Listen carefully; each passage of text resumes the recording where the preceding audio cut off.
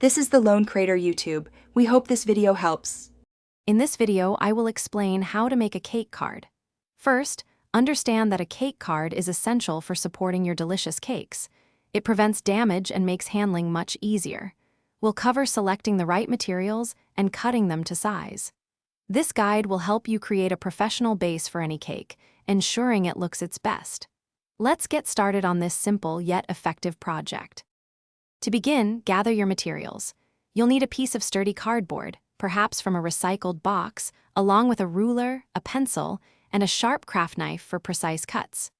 Don't forget your chosen covering material, like aluminum foil or some pretty decorative paper. Having everything ready before you start makes the process smooth and enjoyable. Ensure your work surface is clean and protected. Now, let's assemble your cake card. First, measure and mark the exact dimensions you need on your cardboard. A good rule of thumb is to make it about 2 to 4 inches larger than your cake's diameter. Carefully cut along your lines with the craft knife. Then, wrap the cardboard tightly with your chosen covering, ensuring smooth edges and a neat finish. Secure the covering on the underside with tape. For the final touches, smooth out any wrinkles in your covering to achieve a truly professional appearance.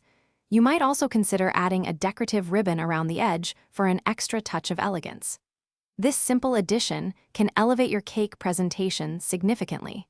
Remember to check the description below for a link to little trees, black ice, and other great deals. A well-presented cake always tastes better. Thanks for watching. Consider subscribing if we helped you.